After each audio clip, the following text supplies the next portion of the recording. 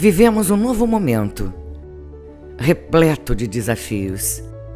E com ele, nasceu a oportunidade de renovar, transformar. Para isso, mergulhamos fundo nesse novo propósito. Mais do que representar, vamos estruturar e conectar todo o setor, rumo a um futuro cada vez mais sustentável, para potencializar e fortalecer relações, trabalhando em conjunto com toda a sociedade. Apostar na inovação para então quebrar paradigmas, fazer ações efetivas, difundir conhecimento, tendo a segurança como nosso principal valor, com responsabilidade e transparência, para realmente fazer a diferença. Estamos juntos, fazendo história e elevando o setor mineral brasileiro para outro patamar. Vamos impulsionar uma nova realidade com foco nas questões de segurança, de inovação e com responsabilidade. O setor mineral brasileiro mudou. E nós também. IBRAM, Mineração do Brasil. Bom dia a todos, em especial aos professores e estudantes que nos assistem. Esperamos que todos estejam bem, com saúde e em segurança. Esse evento é uma promoção do Departamento de Engenharia de Minas, da UFMG, e do IBRAM. Conta com patrocínio ouro da Mineração Taboca, da Minax Transportes, Construções e Mineração, da Nexa, da Anglo Gold Achante, Anglo América, e patrocínio prata, da Mosaic Fertilizantes. Agradecemos ainda o apoio institucional do Grêmio Minero-Metalúrgico Luiz Enche e da SAF Engenharia, assim como o apoio editorial do Brasil Mining Site, revista EAE Máquinas, revista In the Mine, Brasil Mineral, Conexão Mineral, Notícias de Mineração do Brasil, revista Mineração e Sustentabilidade e a revista Olus. Daremos agora início ao painel Sequenciamento Verde. Ontem tivemos um painel excelente sobre o fechamento de mina, no qual foram apresentados os conceitos, os desafios e as oportunidades. Foi explicitada a sua enorme relevância para o resgate da credibilidade e a boa imagem da mineração nos tempos atuais. A sociedade exige cada dia mais uma governança alinhada com os valores ambientais, sociais e éticos. O sequenciamento verde pode ser considerado o braço operacional do processo que preconizamos do fechamento de mina. Eu diria que eles são quase irmãs siamesas. Meu nome é Vânia Andrade e participarão desse painel o professor Jorge de Tome, o senhor Heitor Lobo Coutinho e o senhor Flávio Leocádio. Após suas apresentações de 10 minutos cada, teremos a parte de debate. Por favor, coloquem as suas perguntas e considerações no chat. Convido, então, para o início da apresentação desse painel, o professor Jorge de Tome, ele que é professor da Escola Politécnica da USP. É com você, Tome. Obrigado, Vânia. Bom dia a todos. Vou compartilhar minha tela. A minha apresentação hoje vai ser sobre a parte, um pouco de conceituação do sequenciamento verde e a sua relação com o ciclo de planejamento de lavra.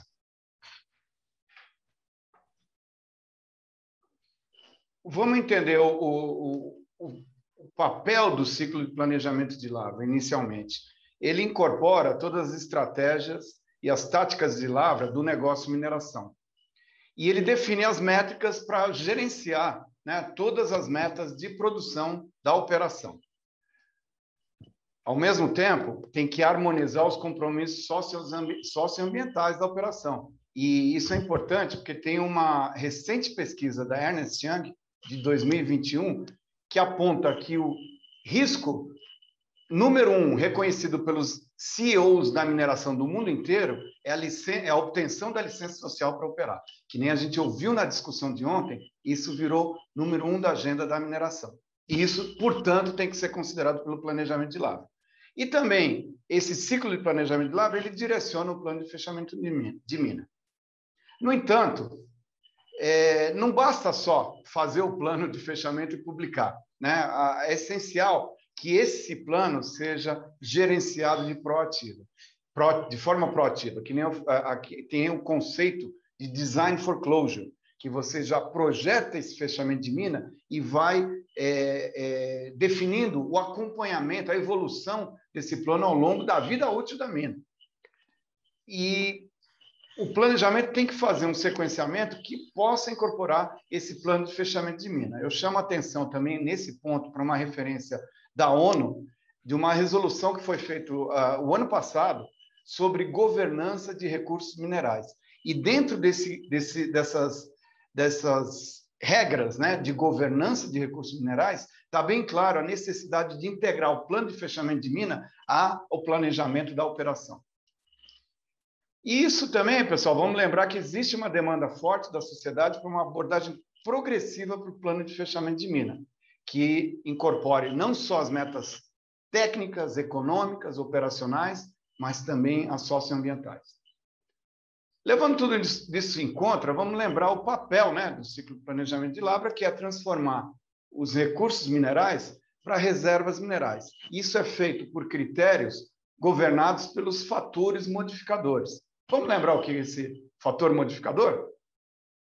São considerações que são feitas durante o ciclo de planejamento de mina sobre a parte técnica, né, que envolve lavra, beneficiamento, metalurgia, infraestrutura, sobre a parte econômica, né, que é a viabilidade econômica e o mercado, e aspectos legais, socioambientais e governamentais. Então, quem faz planejamento de lavra, o engenheiro de planejamento, ele precisa prever esses fatores modificadores que vão afetar a viabilidade do negócio. Então, eu falo que o engenheiro de planejamento também é um engenheiro de fatores modificadores. Então, nas costas do engenheiro de planejamento não fica só os aspectos técnicos, mas também da parte econômica e da parte legal, socioambiental e governamental. Tá certo? Então, esses fatores modificadores fazem parte do dia a dia da tomada de decisão do planejamento de lavra. E vamos entender agora qual a relação com o sequenciamento verde. Você normalmente sai de um plano diretor da sua mina, a partir do qual é feito um planejamento de lavra. Eu chamei a atenção com esse asterisco que não é uma tarefa simples e direta, é uma tarefa que envolve processos complexos com tecnologias avançadas para poder ajudar a tomar esse tipo de decisão de como vai ser o planejamento da vida durante a vida útil da mina. Em seguida, é feito o sequenciamento da mina, né? O sequenciamento da produção ao longo da mina. Então, essa parte de sequenciamento, a gente está chamando de sequenciamento verde, porque ele tem que incorporar todos os aspectos socioambientais, as metas estabelecidas e também o fechamento progressivo do plano, da abordagem progressiva para o plano de fechamento de mina. Opa! E aí, esse design for closure, né, desde o início, desde a parte estratégica do negócio, tem que ser incorporado. E isso, cada uma dessas atividades alimenta a outra, por isso que é um ciclo. Né? Com base no que foi determinado no sequenciamento, você pode ter que ajustar o design for closure e isso influencia o plano diretor, que tem que realimentar o planejamento de lavra. Então, esse ciclo é fundamental. E existe a comunicação direta com o plano de fechamento de mina, com a licença social de operação e com as demandas da sociedade. Então, esse ciclo que tem que ser gerenciado com a mentalidade, com o conceito de sequenciamento verde, tá certo? Sair só da parte técnica, econômica e só metas sociais, mas incorporar o plano de fechamento de mina e todo o sequenciamento para ter uma abordagem progressiva para esse plano. E isso tudo, pessoal, determina os fatores modificadores que vão alimentar o trabalho do planejamento de lavra. Tá certo? Os fatores modificadores, então, eles determinam o valor do negócio, né? Que é a conversão de recursos para reservas. E o valor, né? O que é esse valor do negócio de mineração?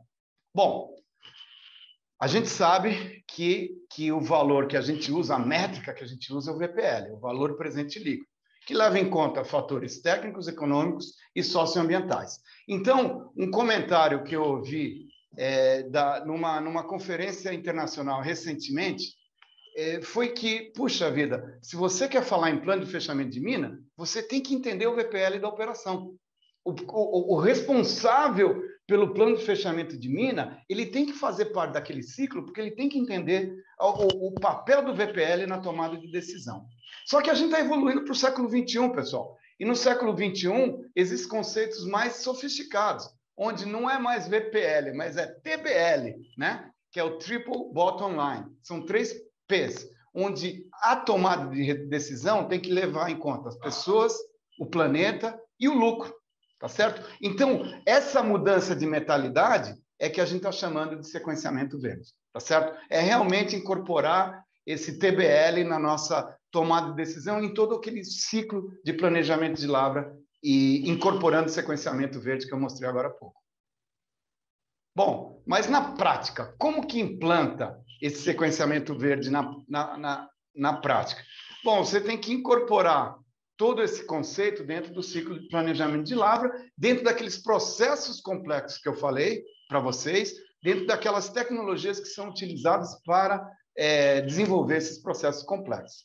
Mas isso você pode colocar estratégias que são importantes para o sequenciamento verde. Por exemplo, a deposição de estéreo em cavas exauridas. A gente vai ver um exemplo bem bacana agora da J. Mendes, prático de como isso pode ser feito. Filtragem de rejeitos e empilhamento drenado, codisposição de rejeitos e estéreo compactado. Então, isso daí tudo a gente vai poder ver exemplos da J. Mendes. E assim, puxa, pessoal, isso aí a gente já sabia. Sim, a gente já sabia, a gente sabe que é importante, mas o importante é incorporar isso na estratégia e na tomada de decisão do ciclo de planejamento de lavra. Daí que vem o conceito de sequenciamento verde.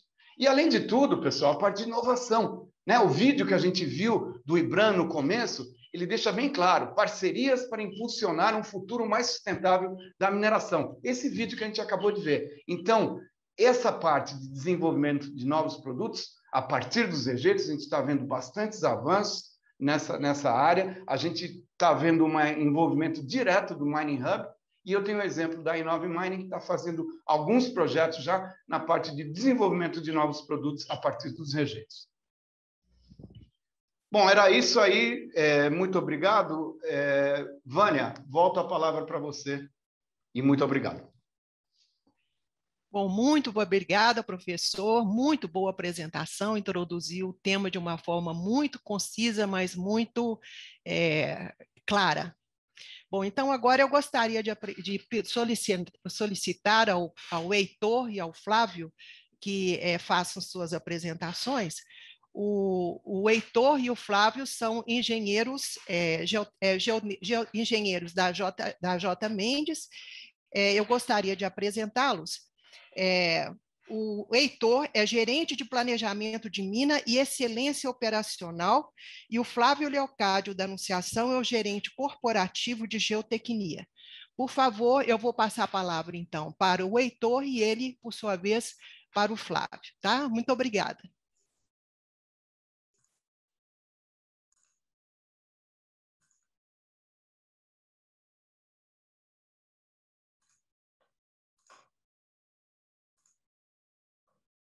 Bom dia a todos. Primeiramente, gostaria de agradecer ao convite da equipe do Congresso para participar desse grande evento.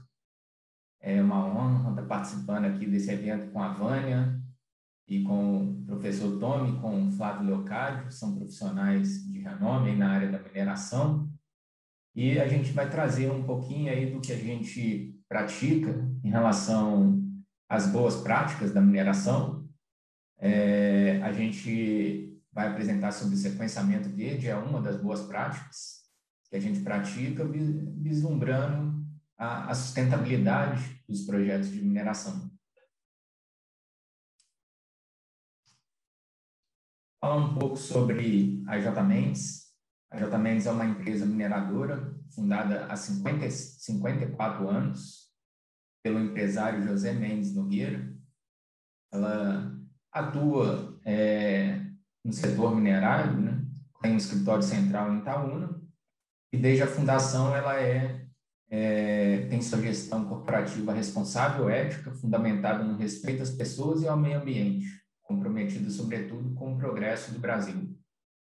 As minas em operação hoje do grupo são a Ferromais Mineração, que está localizada nas cidades de Ouro Preto e Congonhas, e também a JMN Mineração, localizada nos municípios de Desterro, de Entre Rios e Piracema.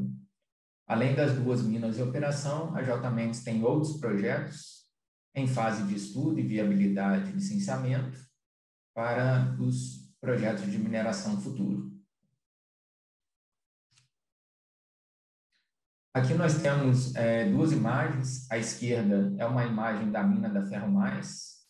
É uma mina a céu aberto, no qual a lavra é feita por bancadas, método de lavra bancadas em encosta, né?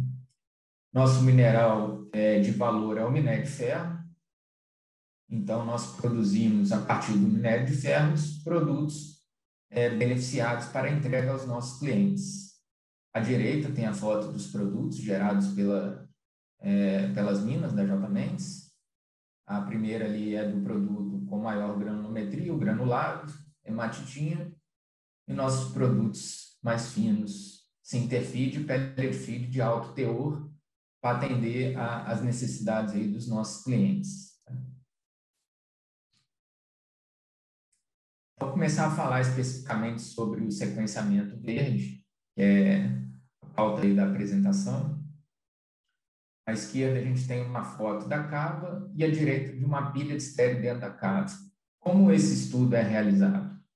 Igual o professor Tommy expôs muito bem a respeito do planejamento de mina, o planejamento de mina, o objetivo é trazer estudos técnicos avançados. Então, para fazer esses estudos, utilizamos aí de softwares de planejamento muito avançados, com muita ferramenta, muita tecnologia, e com computadores também de alta performance, no qual, a partir dessas ferramentas, estudos técnicos, nós conseguimos estudar, né, da melhor forma o projeto de mineração. Então, esses softwares, ferramentas, a gente faz todo o trabalho não só de planejamento, mas também os trabalhos de geologia e de geotecnia, de forma que a gente consiga viabilizar os projetos da melhor forma. O que seriam os projetos da melhor forma? É o projeto que consegue viabilizar o melhor aproveitamento dos recursos minerais. Os recursos minerais são recursos finitos, a gente sabe que ele vai acabar um dia, de acordo com a nossa lavra, a nossa utilização. Então, o objetivo é a gente aproveitar da melhor forma esses recursos que a natureza nos deu para gerar benefícios para a sociedade. Para isso, a gente tem que estudar de forma muito técnica e detalhada, né, o posicionamento desses minérios, como está em profundidade, como está a distribuição, e estudar processos e um projeto como um todo, um plano diretor, um plano de lavra, um plano de processo, para conseguir aproveitar o máximo desse recurso mineral e gerando, dessa forma, melhor viabilidade técnica e econômica, como premissa, um projeto seguro e ambientalmente sustentável. Então, à esquerda tem um desenho do projeto da cava, nessa região, da lavra que eu estou trazendo como exemplo, e o objetivo do sequenciamento verde é a gente, a partir desse projeto, executar a lavra sequenciada ao longo do tempo, priorizando exaurir algumas regiões da lavra, para que, a partir da exaustão, a gente possa utilizar essa área para a disposição do próprio estéreo gerado na cava ou de um rejeito filtrado.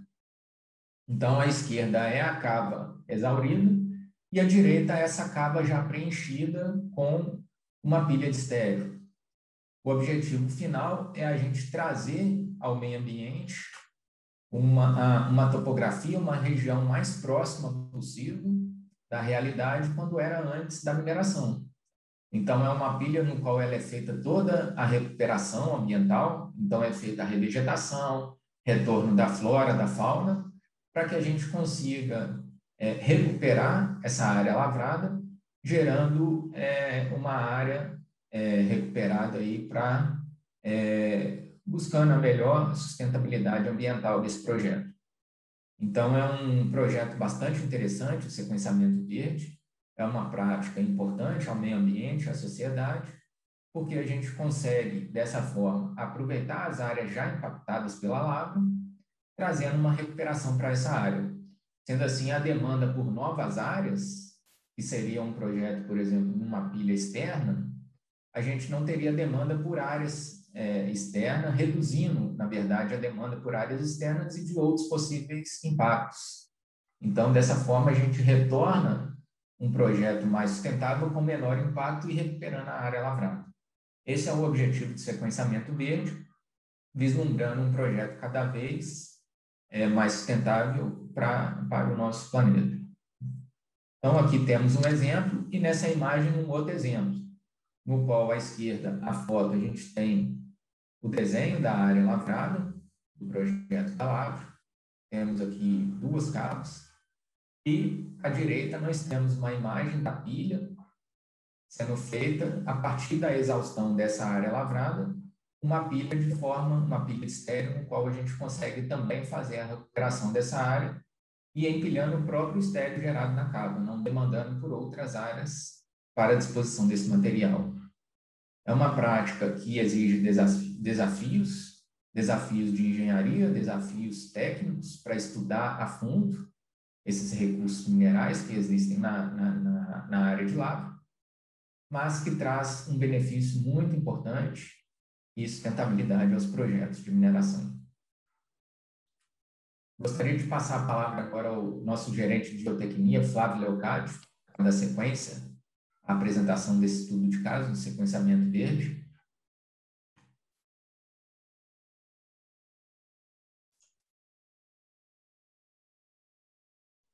Bom dia, pessoal. Compartilhar aqui minha tela aqui.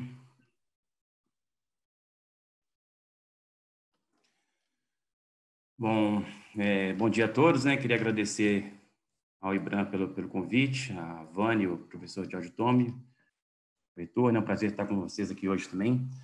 Bom, pessoal, mostrando aqui um pouco dos nossos exemplos de caso, né? Falar um pouquinho sobre a filtragem e empilhamento de rejeito drenado.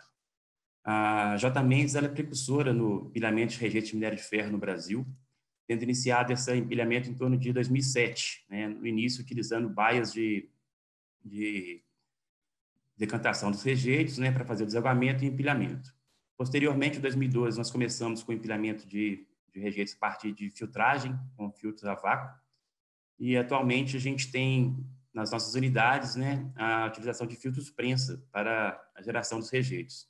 Aqui na imagem a gente pode ver à esquerda, né, a planta de filtragem com filtros prensa da mina da Ferro Mais, e à direita a planta de filtragem da mina Morro dos Coelhos, da JM Mineração, de Serra de Entre Rios, e a gente pode ver também aqui uma pilha, né, do empilhamento dos rejeitos, próximo aqui à área da filtragem.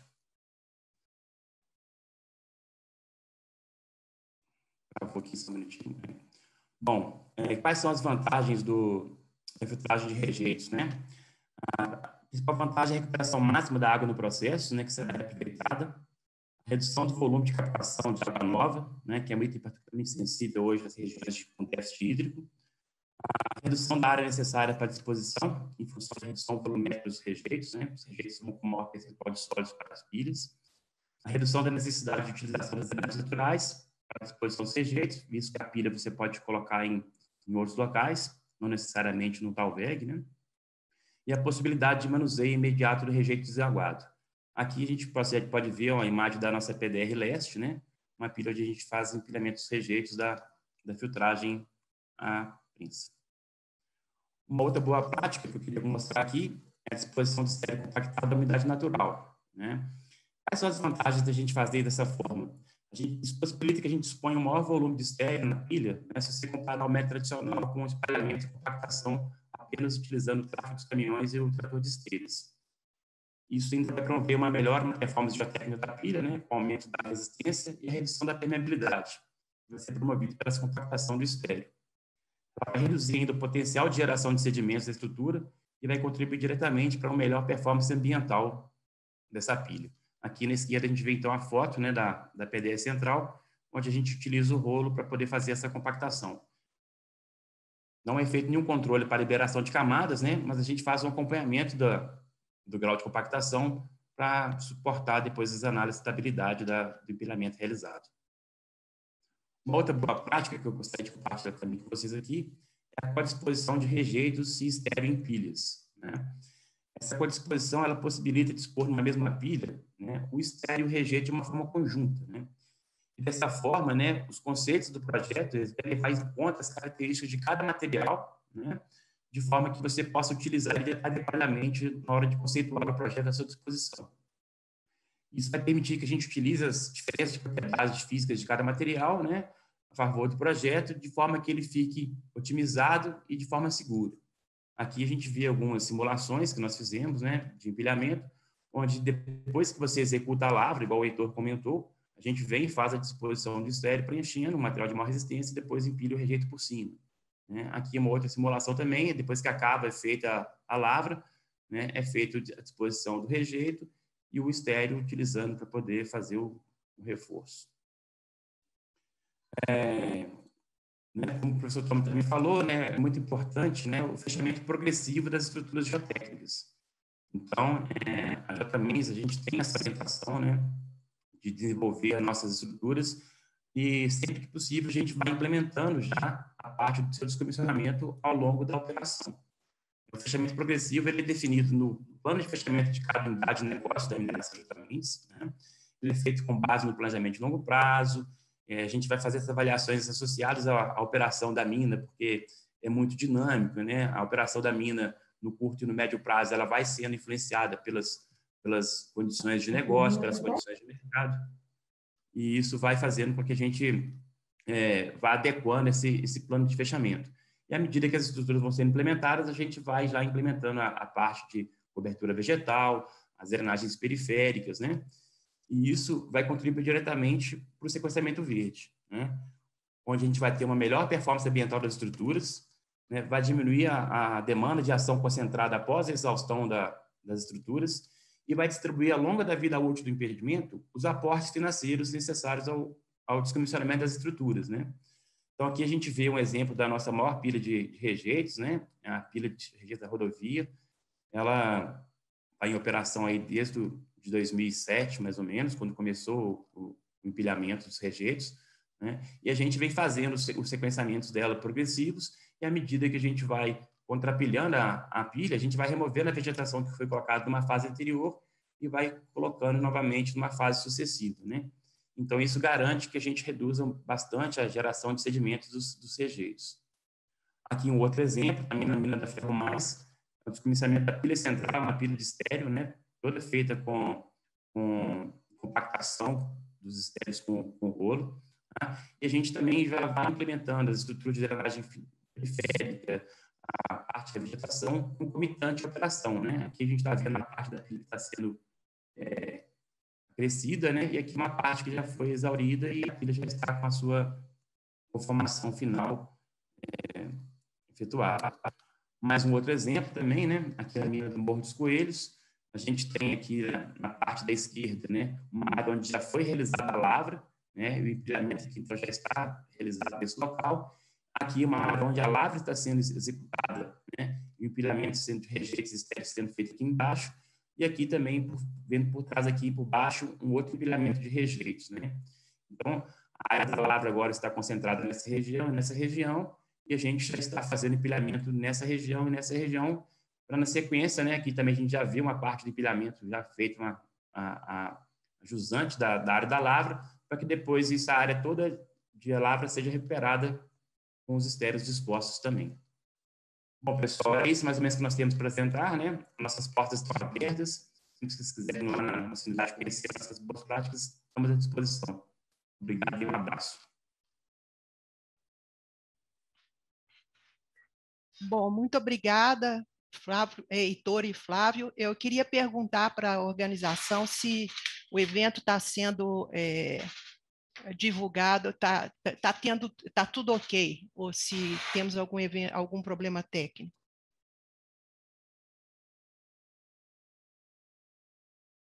Está tudo ok? Tá ótimo. Então, parabéns de novo, né, ao Heitor e o Flávio.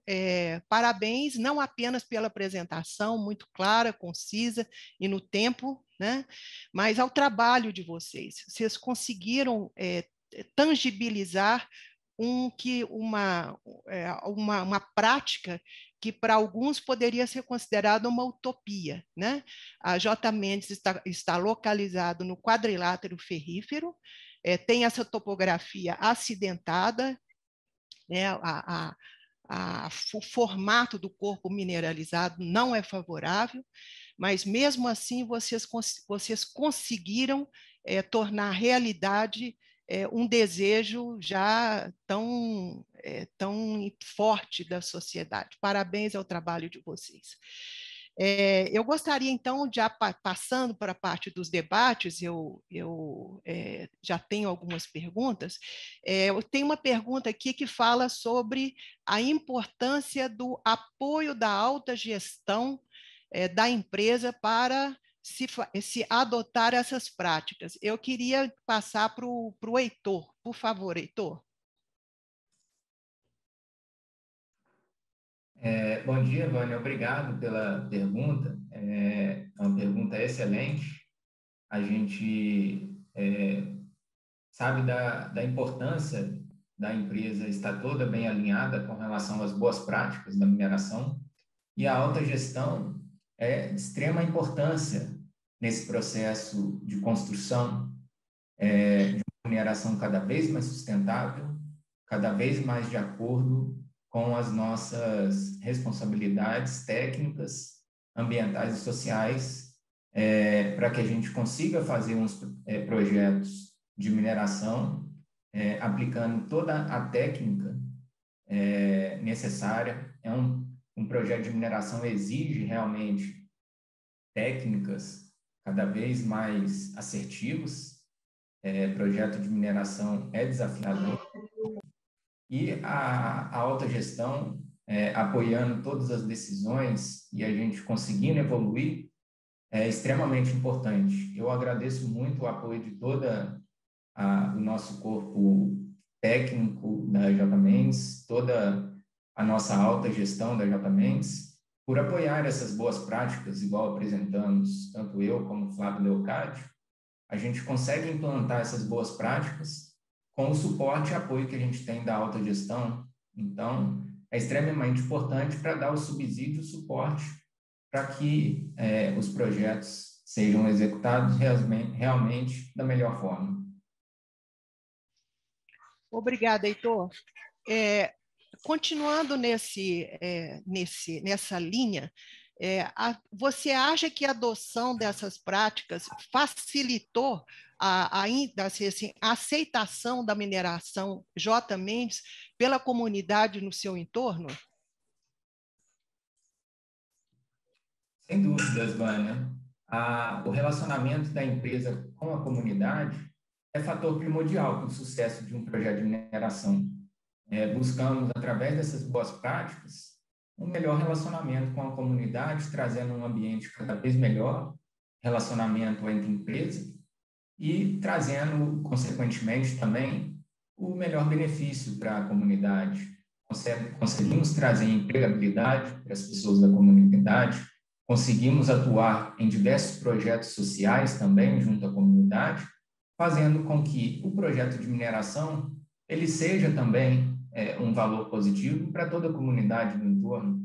Isso é possível fazer criando realmente uma participação cada vez mais ativa das empresas de mineração junto à comunidade do entorno, entendendo as necessidades da comunidade e atuando para que essas necessidades sejam atendidas e trazendo benefícios para as pessoas, o projeto de mineração, ele assim, através dessas boas práticas de sequenciamento verde, a gente consegue trazer um ambiente mais sustentável com essas práticas de aproveitar a própria área exaurida para disposição, as boas práticas que o Flávio também trouxe de recuperação das pilhas, revegetação, a questão da filtragem de rejeito. São diversas práticas que esse conjunto de ações traz realmente uma sustentabilidade a um projeto de mineração, e isso é bem visto, claro, perante a toda a comunidade do entorno. Além disso, o bom relacionamento que a empresa visa também junto às necessidades da comunidade, sendo participativa com diversos projetos sociais também. Obrigada, Heitor. Nós temos uma pergunta muito importante do Iolacir Santos. Eu vou endereçar os três. Primeiro ao professor Jorge de Tome, depois Heitor, depois ao Flávio. Ele pergunta: como poderemos fazer com que o sequenciamento verde seja aplicado à pequena mineração brasileira? Elacir, obrigado pela pergunta. É muito importante falar com os colegas envolvidos com a micro e pequena mineração. A gente precisa carregar esse desafio também para esse pessoal e levar esse desafio adiante. A gente pensar na grande mineração, tem estruturas de PDI focadas nesse tema de ESG, né? Que, aliás, vocês já viram, foi parte número 1 dos desafios apontados na pesquisa da Ernst Young, né? Agora, e a micro e pequena mineração? Ela é 87% dos títulos minerários brasileiros são micro e pequena mineração. Se juntar a média, mais 11%, 98% dos títulos minerários do Brasil são micro, pequena e média mineração. Então, a gente tem que pensar nesse problema também para esse grupo. Como que a gente está trabalhando com isso? Eu acho que, em primeiro lugar, esse ponto que a Vânia mencionou é importante. O apoio, o engajamento da liderança é fundamental. Porque se não tiver o apoio e engajamento da liderança, isso não vai para a estratégia do negócio e não consegue incorporar. Claro, a outra coisa, tem além da demanda da sociedade, pessoal, vocês têm que entender que essa demanda está crescendo cada vez mais. Lembrem dessa resolução da ONU, agora de setembro de 2020, governança mineral. Lá no meio está bem grande, integrar os planos de fechamento de mina, muito importante, tá certo? Agora, para uma pequena, para uma micromineração, isso é um grande desafio, eu entendo, mas a gente não pode esconder o problema e fingir que ele não existe. Então, eu vou remeter ao vídeo do Ibram lá no começo, parcerias para um futuro mais sustentável. Então, a micro e pequena mineração tem que pensar em parcerias, tem que pensar em associativismo e cooperativismo para poder enfrentar esses problemas. E entender que tem que fazer parte da estratégia do negócio deles. Bom, isso aí, Vânia. O professor Tome falou, eu concordo realmente, Vânia. Eu acho que é o seguinte, né? Tem que ter um entendimento que quando você começa a investir nesse tipo de processo, você também vai ter um ganho financeiro, né? As pessoas, às vezes, acham que fazer esse tipo de investimento no início da operação vai trazer um custo, né?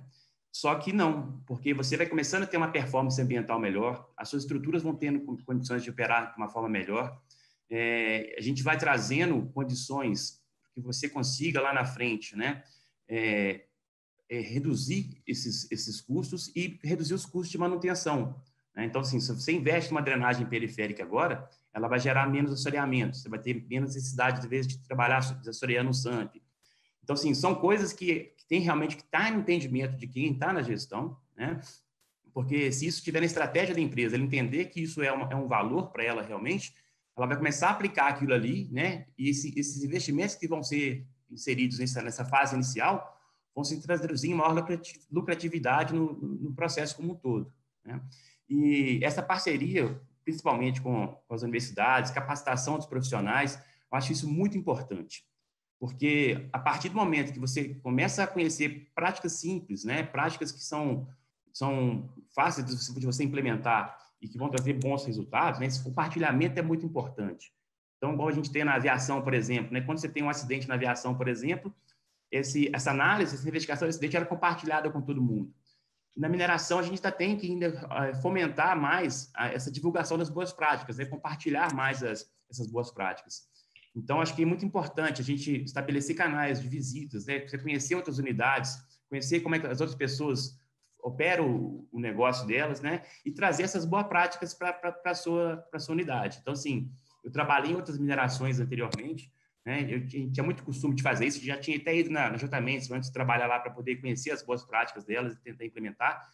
Então, acho que esse benchmark é muito importante, né? A gente está sempre procurando e conhecendo essas outras unidades, vendo esses bons exemplos e tentar aplicar no nosso negócio. Muito bacana, viu, Heitor, o Flávio e Tomi. Obrigada. Nós temos uma pergunta aqui do Lucas. Às vezes é difícil conciliar o prospecto ambiental com o financeiro, mas o gestor precisa tomar uma decisão no fim do dia. Qual metodologia de criterização vocês utilizam nessa situação? Algo como AHP, o TOPSIS ou algum MCDM que permita definir ponderações? Eu acho que eu vou passar primeiro para o Tomi, depois para o Heitor, tá?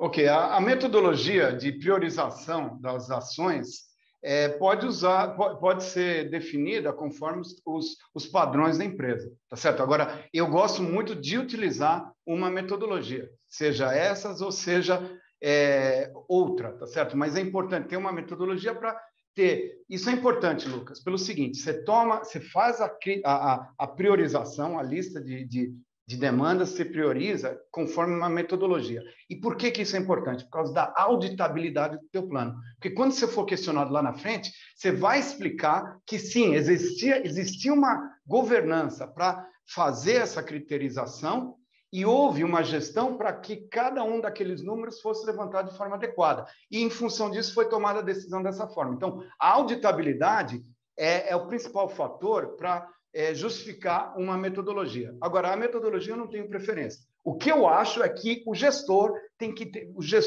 e todo o pessoal envolvido com a parte de ESG, fechamento de mina, tem que ter claro que o nosso objetivo é o VPL ou o PBL, mas aquele é o objetivo principal, e isso que vai governar as demais decisões. Você quer complementar, Heitor? O professor Tomi explicou muito bem, é até difícil complementar uma fala do professor Tomi, é tão completa, mas a visão de sustentabilidade, a visão ambiental, ela tem que nascer no projeto desde o início da sua concepção. É o que a gente chama na criação do plano diretor. Ou seja, desde o início da fase de pesquisa mineral até no planejamento, do conceito do projeto, no detalhamento do projeto, da fase de planejar realmente as cavas, as pilhas, estruturas para beneficiamento, isso histórico, tudo isso tem que ser pensado desde a fase de planejamento, durante as operações e na fase de fechamento, para que o projeto esteja atendendo a todas as necessidades, não somente ambientais, mas também sociais. É o que o professor Tomi falou, os projetos de mineração, eles não podem ser pensados somente em VPL, somente em retorno financeiro. O retorno ambiental e sustentável e social desse projeto tem que ser pensado em torno desde a criação do projeto até a fase do seu fechamento, durante a execução e todas as etapas. Esse é o benefício que a mineração pode trazer para a sociedade e com as boas práticas nós temos certezas que não são somente as boas práticas que a gente está apresentando, todas as empresas, todas as mineradoras também executam diversas boas práticas. Esse evento, eu tenho certeza que trouxe muitas boas práticas de outras também empresas. Então, juntando todas essas boas práticas, eu tenho certeza que a mineração ela traz muito benefício para a sociedade e cada vez mais vai melhorar com essa visão ambiental e social. Ô, Vânia, só complementando, mas o que a gente utiliza também muito no dia a dia são comitês periódicos, né? Então, como eu falei, como a mineração ela é muito dinâmica, né? Assim, o plano de lavra que você fez para daqui a 3 anos, você tem que vir checando ele anualmente, porque vai mudando. Então, essa priorização ela é feita através de comitês, né? Então, assim, o Heitor, por exemplo, ele apresenta o planejamento da lavra, o que vai ser feito no próximo ano, o que vai ser feito nos próximos 5 anos, e a partir disso a gente vai ajustando.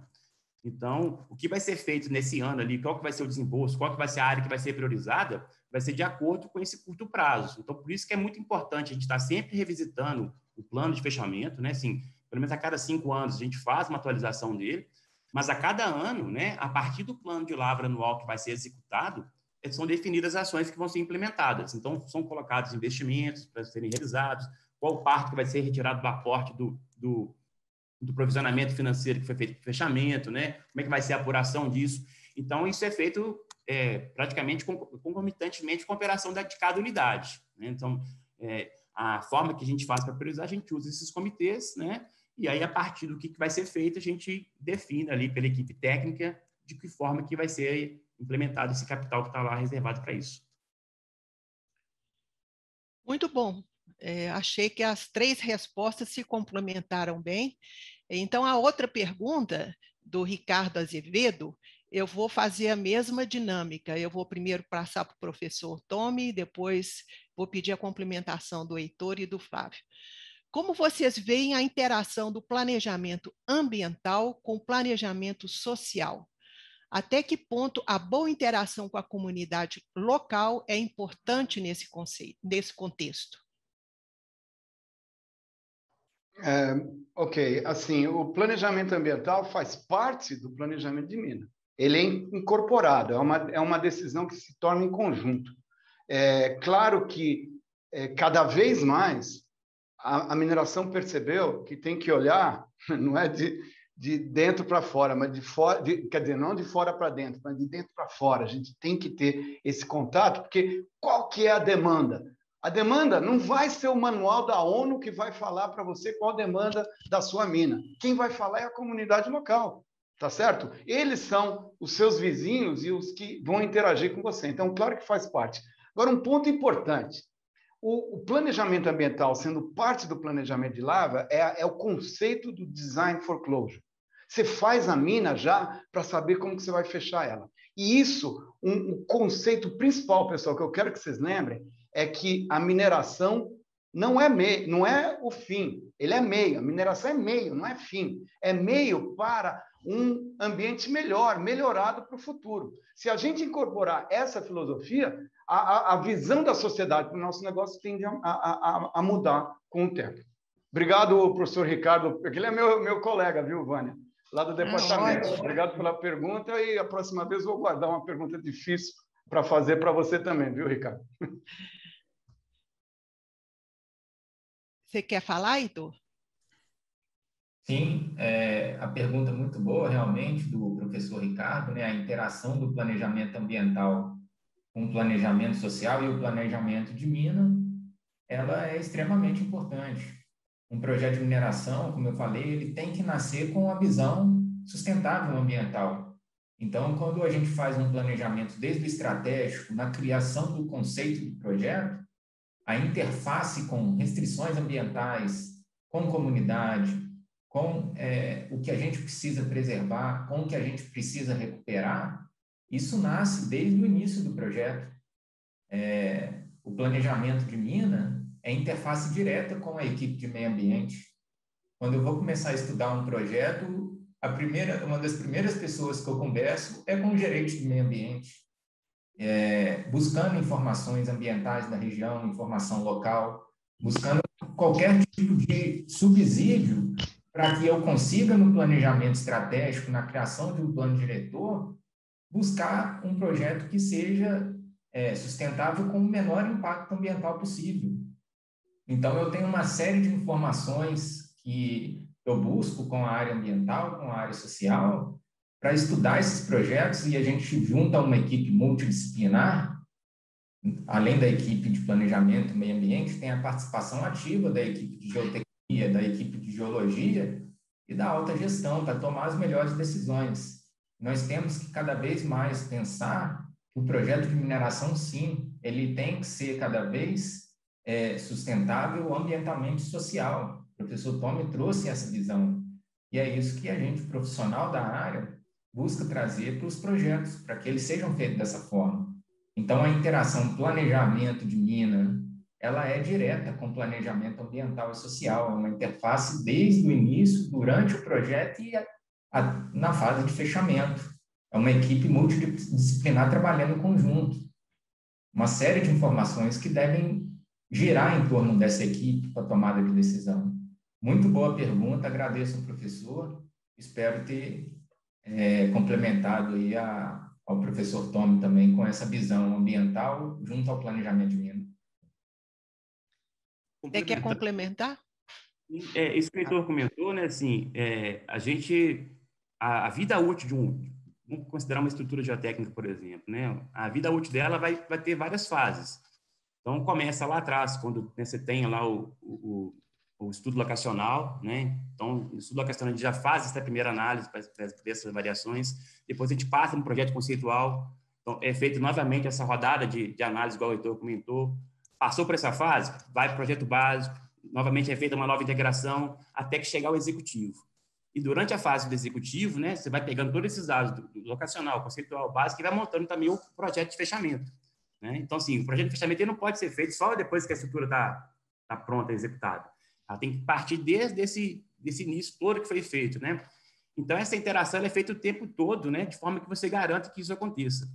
E nós temos também uma boa prática, que nós temos canais abertos com a comunidade. Então, assim, nas cidades onde a gente tem a nossa unidade de negócio, nós temos um escritório, né, de apoio à comunidade, onde tem um profissional lá dedicado, específico, para poder também receber essas demandas.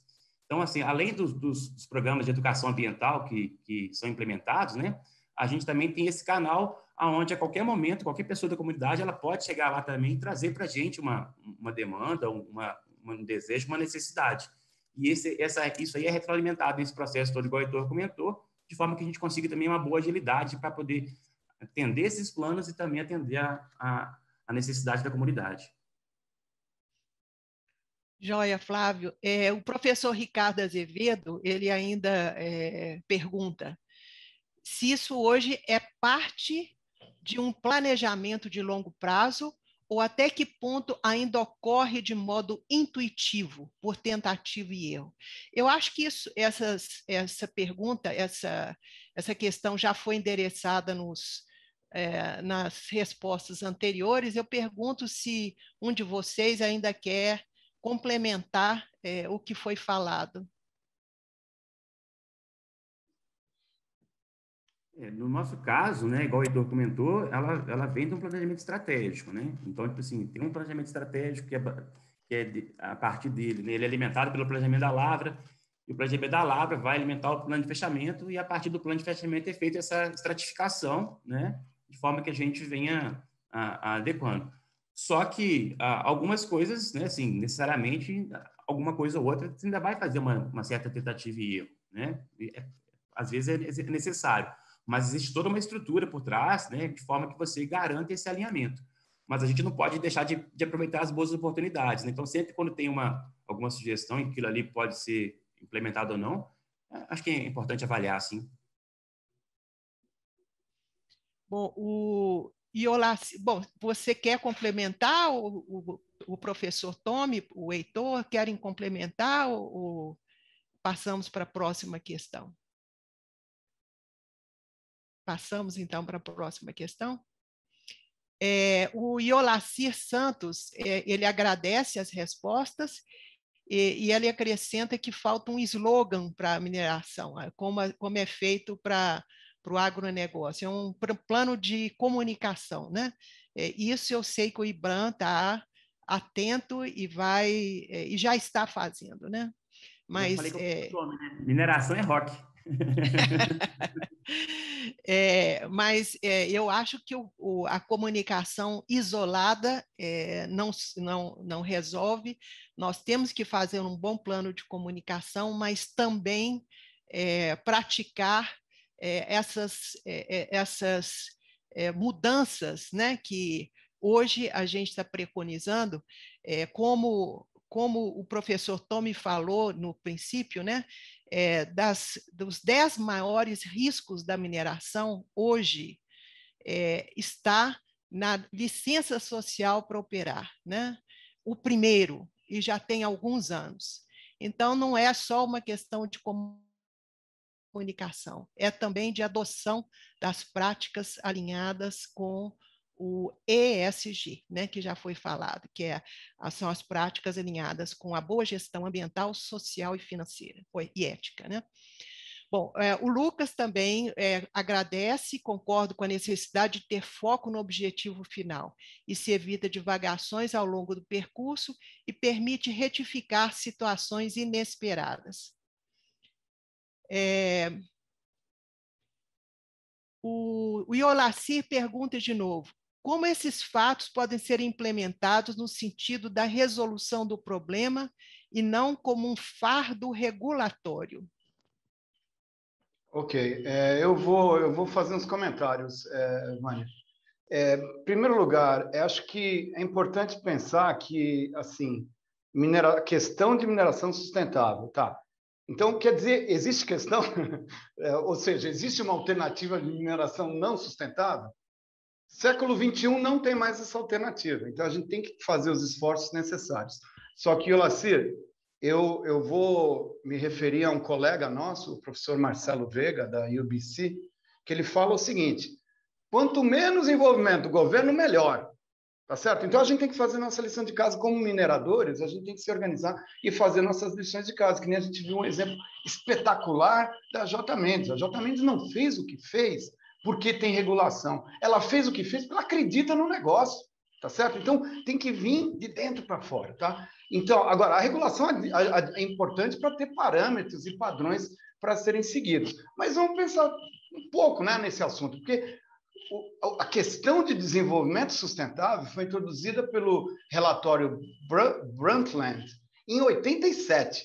São quase 50 anos, né? Quase 40 anos atrás. 40 anos atrás, a gente já está discutindo a questão de desenvolvimento sustentável. E agora que a gente está colocando no nosso dia a dia. Então, assim, padrões, regulações são importantes, mas o mais importante é a definição estratégica do negócio de querer fazer direito. Tá certo? Essa é a minha visão.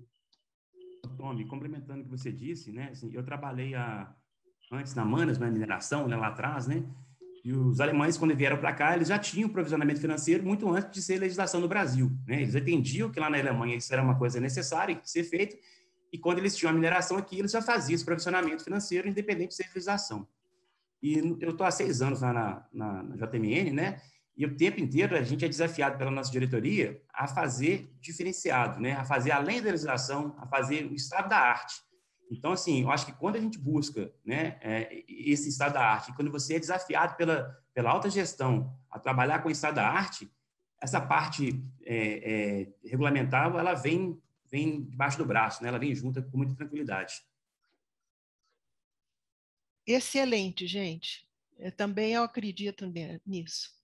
O Lucas pergunta, será que incentivos fiscais para empresas bem alinhados com a legislação não ajudaria bastante, como, por exemplo, o Carbon Tax? Professor Tommy.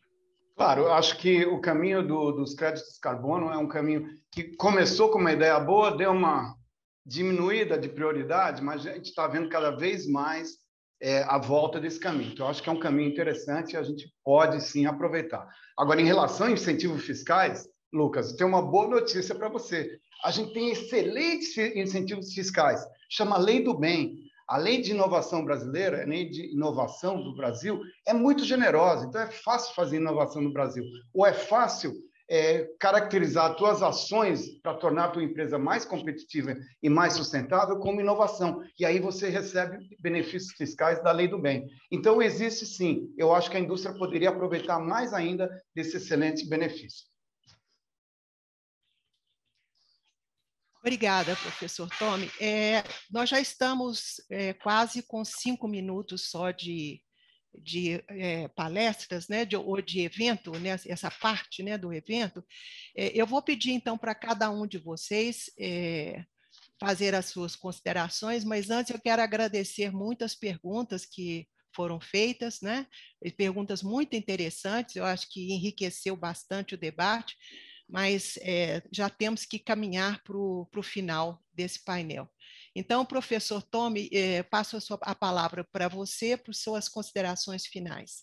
E já deixo já de coração a sua participação nesse painel. Agradecida. Obrigado, Vânia. É um prazer estar aqui. Eu acho que é importante a gente deixar claro o caminho sem volta para implementar técnicas de sequenciamento verde.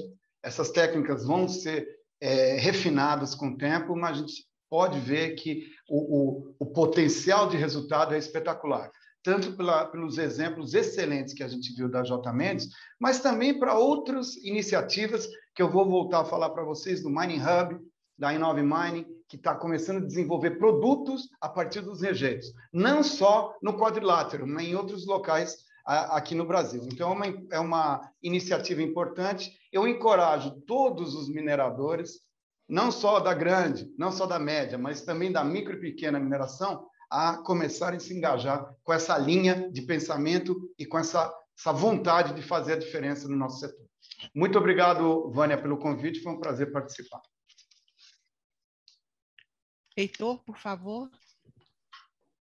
Gostaria de agradecer, Vânia, a você, como moderadora, ter feito o convite para a gente estar desenvolvendo esse trabalho, ao professor Tomi, por estar contribuindo bastante. A gente sabe que a academia, as universidades, eu também sou professor aqui em Belo Horizonte, a educação é extremamente importante para a gente conseguir preparar os futuros profissionais para o setor. Agradeço ao Flávio também por estar junto com a gente em todos os trabalhos da J. Mendes. E agradeço ao Congresso, a toda a equipe de organização ter proporcionado a gente estar participando. É um excelente congresso. Esse congresso tem diversas empresas profissionais que apresentam, eu tenho acompanhado as outras apresentações, algumas também. É extremamente importante para a mineração, porque a gente consegue aprender muito com todos os trabalhos que são apresentados e evoluir em conhecimento, em profissional. E o último agradecimento a todos que estão assistindo a palestra, a participação de todos com a gente, a toda a equipe da J. Mendes, a toda a diretoria por ter proporcionado a gente estar apresentando esse trabalho e representando a J. Mendes aqui nesse evento. Agradeço muito a todos vocês. E tudo que a gente trouxe são poucas, pouco além do que a gente ainda pode fazer com a mineração, mas já é um grande passo. Então, a sustentabilidade, ela é uma evolução contínua.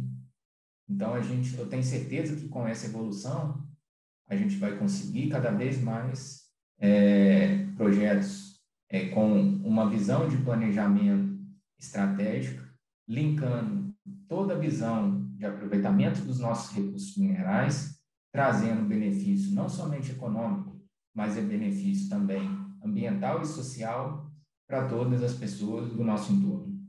Esse é o nosso objetivo, o nosso desafio, e a gente, como profissional da mineração, tenho certeza que vai buscar melhorar cada vez mais e atender a esses diversos desafios, proporcionando uma melhor condição de trabalho e uma melhor condição de projeto, gerando mais benefícios, ainda mais do que a mineração já gera para todo o país. Muito obrigada, Heitor. Muito obrigada pela sua participação e pelo trabalho de vocês. Agora eu passo, então, para o Flávio. Bom, Vânia, agradecer pelo convite, né? Cumprimentar o professor Heitor, né, por dividir e agradecer a participação em conjunto aqui nessa apresentação. E realmente deixar esse recado, né? Acho que, assim, eu tenho 25 anos de mineração, né? Então, assim, vi muita coisa acontecendo ao longo desses 25 anos e o tanto que a mineração vem se esforçando para poder mudar esse histórico nosso, né? Assim, realmente mostrar que é possível fazer de uma forma diferente, né? Assim, eu, por viver há 25 anos nisso, sou apaixonado com a mineração, né? Entendo a necessidade dela, entendo o meio, igual o professor Tomi mesmo comentou, né? Ela é o meio que a gente precisa para tudo, né? Sem a mineração, nós não seríamos nada, não chegaríamos nem a estar aqui fazendo essa palestra ao vivo igual está hoje, né? Então, assim, eu percebo que realmente é uma tendência, né? Cada vez mais a sociedade vem demandando essa necessidade de uma mineração mais limpa, mais organizada e ambientalmente mais sustentável, né? Então, os desafios estão colocados, né? Assim, as tecnologias estão disponíveis, né? E é muito importante essa parceria da academia com as empresas, né? Eu acho que a gente tem que cada vez mais estreitar esses canais da academia com as empresas, porque acho que o foco tem que ser realmente no compartilhamento do conhecimento, né? Quanto mais a gente compartilhar o conhecimento, a gente vai estar plantando a sementinha, né, para que as gerações do futuro também venham progredindo e continuando esse caminho que a gente vem desenvolvendo nesse período todo aí. Muito obrigado a todos, agradeço a todos que estão participando. Até uma próxima. As nossas portas são abertas, sempre que quiserem visitar lá, estamos à disposição, gente. Muito obrigado. Bom, muito obrigado, Flávio, Heitor, professor Tomi.